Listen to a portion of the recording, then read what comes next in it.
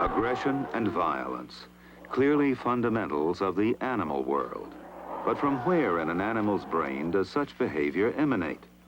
And if we found such a site in an animal, could this volatile area also be located in the animal part of the human brain? An early experiment to locate the whereabouts of animal rage was performed on a bull in a Spanish bull ring.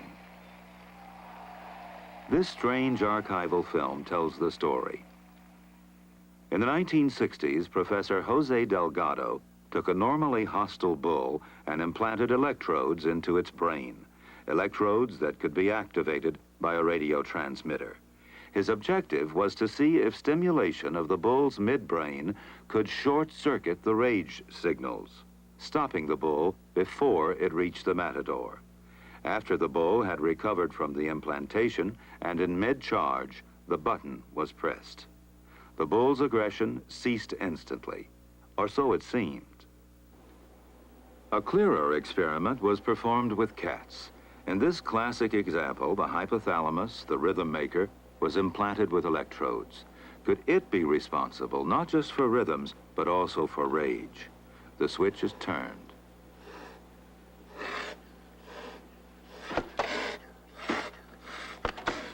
Then the switch is turned off. So indeed, the hypothalamus does control certain types of aggression.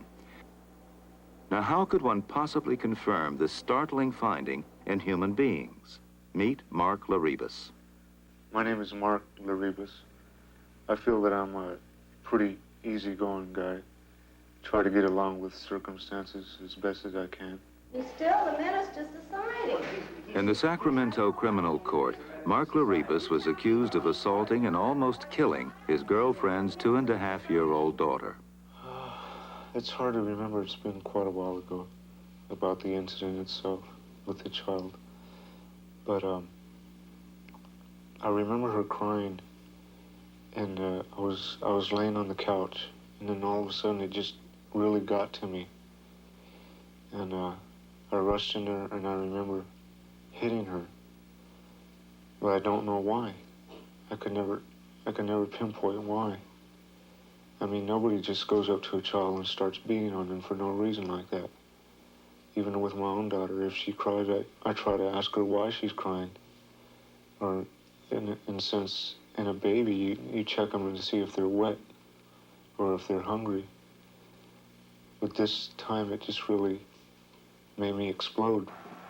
Mark Andrew Laribas, the man accused of molesting and almost killing a 2-year-old girl, was to have had a date set today for his preliminary hearing. But Laribas is in the University Medical Center, where doctors have discovered some sort of tumor or growth in his brain. I first met Mark about 3 days after the assault. He had become depressed and even suicidal and was admitted to our hospital to the psychiatric unit. This allowed us to begin a diagnostic study of what might have caused the change in Mark's personality. He couldn't understand how this act could have occurred, how he could have been responsible for this kind of behavior. And yet, as we reviewed his history, it was evident that he had been having more and more outbursts, and it had been more difficult for him to control his emotional responses to tense situations in the several weeks prior to his admission. At first, he was very sweet, kind, and considerate, just perfect gentleman, and then slowly but surely he would be getting upset all the time. It'd go like 6 months, then 3 months, and then every month, every 2 weeks, every week, and then it was every day. So it was just kind of like a gradual change, but it just kept getting worse and worse. I could never figure out about me losing my temper so quick. I could never understand it. He'd walk in the door and just look at me and start throwing things all over the house, come at me and strike me. I never thought about that I might have something wrong inside my brain. We began a series of routine studies for conditions of this sort. One of those was an X-ray called the CAT scan.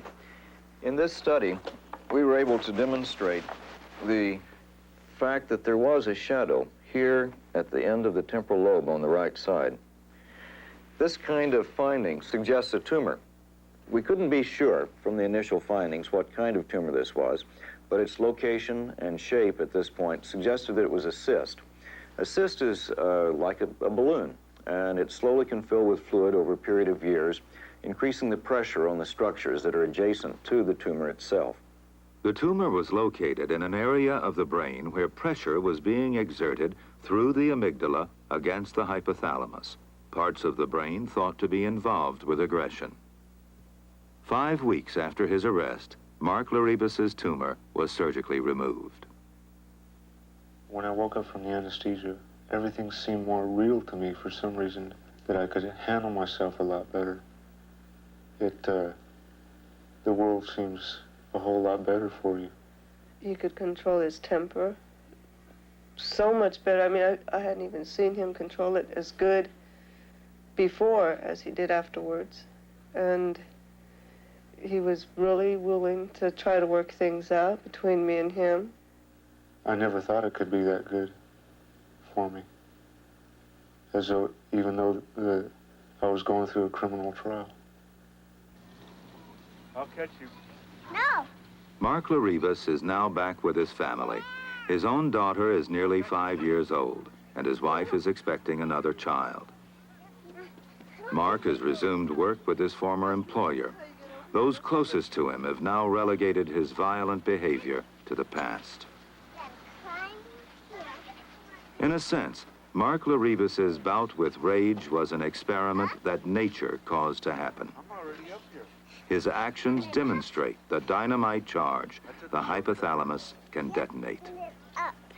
There we go. While most explosions of violence cannot be dealt with by surgery, Mark's tragic experience illustrates how our animal brain invades our human days